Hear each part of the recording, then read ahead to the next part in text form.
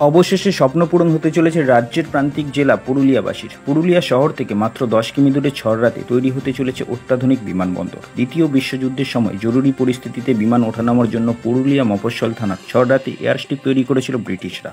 বর্তমানে সেটির অবস্থা পরিত্যক্ত। ব্রিটিশদের ফেলে যাওয়া সেই রানওয়ে অর্থাৎ এয়ারস্ট্রিপকে অত্যাধুনিক বিমানবন্দরে রূপান্তরিত করতে চলেছে রাজ্য সরকার। সেই মর্মে আজ রাজ্য সরকারের ট্রান্সপোর্ট ডিপার্টমেন্টের এয়ারক্রাফট ইঞ্জিনিয়ার, রাইটার সংস্থা এবং ভূমি দপ্তরের আধিকারিকরা রানওয়ে এলাকা পরিদর্শন করলেন। খতিয়ে দেখলেন ম্যাপ, জমি পরিদর্শনের পাশাপাশি সয়েল টেস্ট করলেন আধিকারিকরা।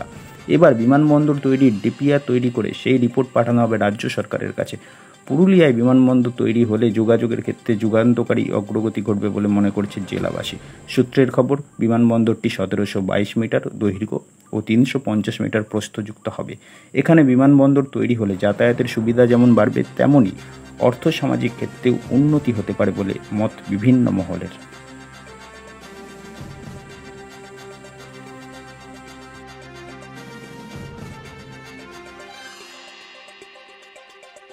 আমাদের আছে রিকোয়ারমেন্ট, তার উপরে ইয়ে করে যদি বাইরে জমি লাগে সেটা অ্যাকোয়ার করবে। এই জমিটা মূলত কতটা জমি রয়েছে এখানে? ওটা তো দেখুন, আমার কাছে ডাটা এখন নেই, তো এখন আমি বলতে পারবো না। ডাটা দেখে এই জমিটা মূলত কাদের? এই জমিটা অ্যাকচুয়ালি দ্বিতীয় বিশ্বযুদ্ধের সময় জমিটা অ্যাকোয়ার করা হয়, তারপরে ওয়েস্ট বেঙ্গল সরকারের আন্ডারই এখন আছে। এরপরে রেকর্ড দেখে ওটা বলা যাবে, রেকর্ড না দেখে জমির যেটা বলা যাবে। আপনার নাম আর পরিচয়? আমার নাম সুদীপ ব্যানার্জি। আমি পোস্টে আছি, পুরুলিয়া 1, 2 দু জায়গাতে পোস্টিং আছে। भूमि दफ्तर। भूमि दफ्तर प्लानिंग एक्चुअली यहाँ का जो एयरपोर्ट है, छर्रा एयरपोर्ट, उसके लिए हम अपग्रेडेशन के लिए आए हैं। मैं राइट से हूँ, असिस्टेंट मैनेजर निशान। तो प्रेजेंटली हम लोग सर्वे के लिए आए हैं। सर्वे के बाद ही डिसाइड हो पाएगा कि यहाँ पर कितनी लेंथ रहेगी और यहाँ की ऑब्स्टेकल्स वगैरह हम जानना है कि कहाँ कहाँ क्या क्या ऑब्स्टेकल्स हैं। एंड ये हम जीटी सर्वे करेंगे आज और लगभग 3 दिन चलेगा। ओएलएस सर्वे आपका 4 to 5 डेज़ के बीच में है। अभी तक का सिचुएशन अभी हम पॉइंट्स मार्क कर रहे थे।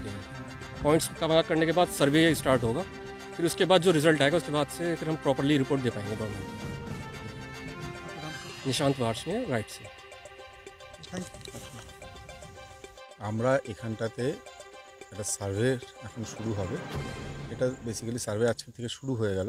এই সার্ভেটা দু ধরনের সার্ভে একসাথে হচ্ছে। একটাকে বলে হচ্ছে ওএলএস বা অবস্ট্রাকশন লিমিটেশন সার্ভে, আর একটা হচ্ছে এখানে যে ফিজিক্যাল কনস্ট্রাকশনসগুলো যেসব জায়গাতে হবে তার সয়েল টেস্ট রিপোর্টস। তো এই দু ধরনের সার্ভের জন্য রাইটসের থেকে টিম এসছে, দুটো টিমই এসছে। আমরা আজকে কোন কোন জমিতে কী কী হবে, সেই জমির চরিত্র কী, সেই জমিটা সরকারি না রায়াতি, সেগুলো আমরা অ্যাসেস করলাম এবং ওরা আজকে দুপুর থেকে কাজগুলো শুরু করবে।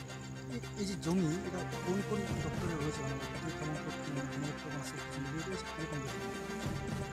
বেশিরভাগ জমিটাই আমাদের সরকারের আন্ডারে রয়েছে। প্যাচে প্যাচে ছোটো ছোটো কিছু কিছু জমি আছে যেগুলো রায়াতি জমি, বেশিরভাগটাই আমাদের সরকার। জমি নিয়ে কোনো সমস্যা হবে? জমি নিয়ে কোনো সমস্যা আশা করি না। আগামী আজ থেকে সার্ভের কাজ শুরু হয়ে গেল, এরপরে বিল্ডিং হবে। পরিকল্পনা, এর পরবর্তী পরিকল্পনা কি?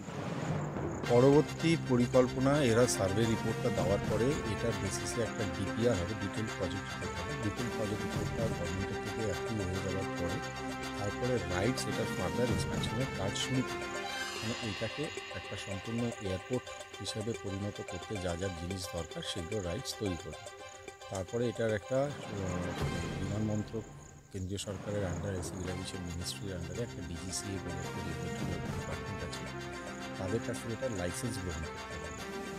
Two meet all the requirements complete করার পরে সেইগুলো করে লাইসেন্সের জন্য আবেদন করতে হবে। সেই লাইসেন্স আবেদন কমপ্লিট হয়ে গেলে এখানে কমার্শিয়ালি তখন প্লেন নামতে পারে। তো তখন প্যাসেঞ্জার নিয়ে প্লেন ওঠানামা করতে হবে। এটাও মোটামুটি আমাদের সম্পূর্ণ পরিকল্পনা। স্যার, আপনার পরিচয়?